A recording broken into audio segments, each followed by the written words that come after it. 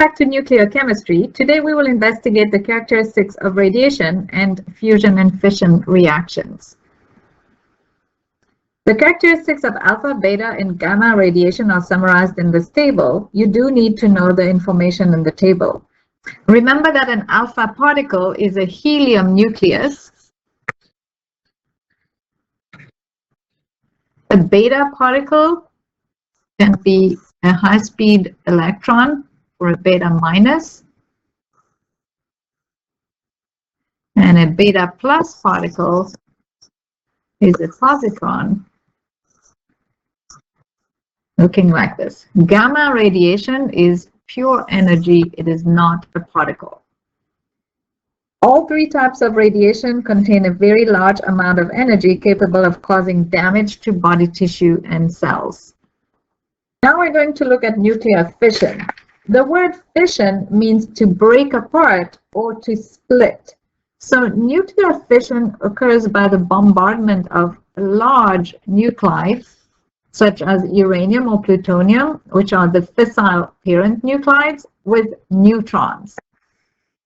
For example, uranium-235 will split into several smaller daughter nuclides and also release more neutrons and a very large quantity of energy. If you have enough of the fissile nuclide present, the neutrons can sustain a chain reaction. So let's write that reaction down that is going on in the picture. We have uranium-235 with an atomic number of 92, and when it is bombarded with a neutron,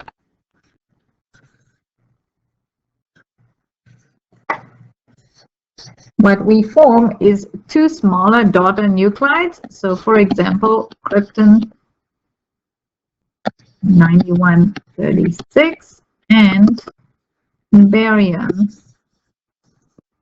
142 and 56, and 3 more neutrons are released in the process. Notice that the mass number and the atomic number are also conserved in this reaction. So when those 3 neutrons are produced from this fission reaction, the 3 neutrons go and each find a new uranium-235 nuclide, and these will start splitting again into the daughter nuclides. And this can happen over and over again, and that is what the chain reaction is. Nuclear fission releases huge quantities of energy, gram for gram, at least 1,000,000 times more than a regular chemical reaction. Nuclear power plants or nuclear reactors use controlled fission to produce energy. Some major nuclear reactor disasters that have happened throughout the years are the 3 Mile Island in Pennsylvania in 1979.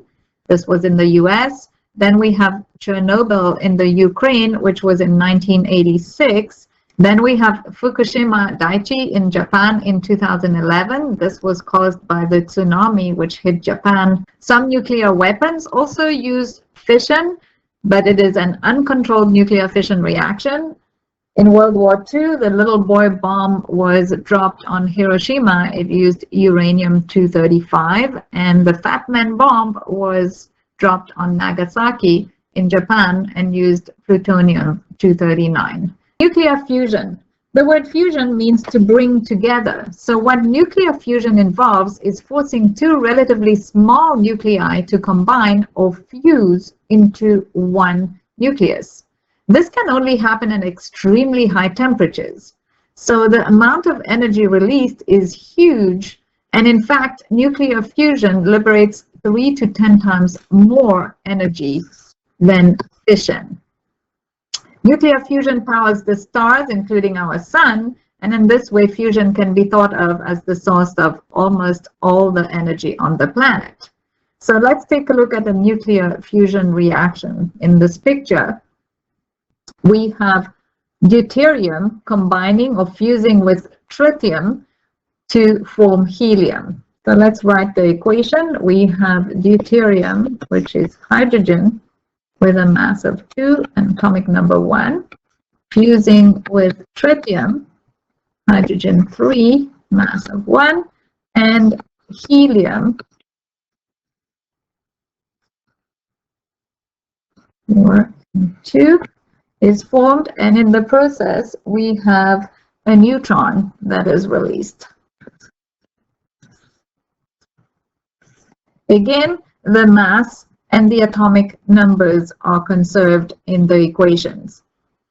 Scientists have not yet found a way to sustain a beneficial nuclear fusion reaction on Earth. The major difficulty is maintaining the extremely high temperatures and pressures actually for fusion to occur. Modern thermonuclear weapons such as the hydrogen bomb actually use a combination of fusion and fission. The initial fission reaction provides the energy for the fusion reaction to happen. What is half-life? All atoms will eventually break down given enough time.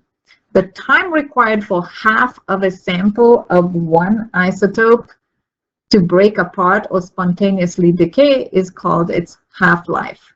So if I take the example of carbon-14,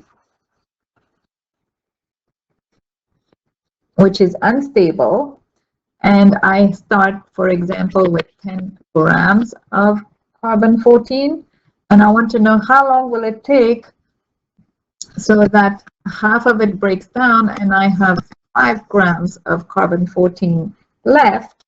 For carbon-14, this time is 5,730 years.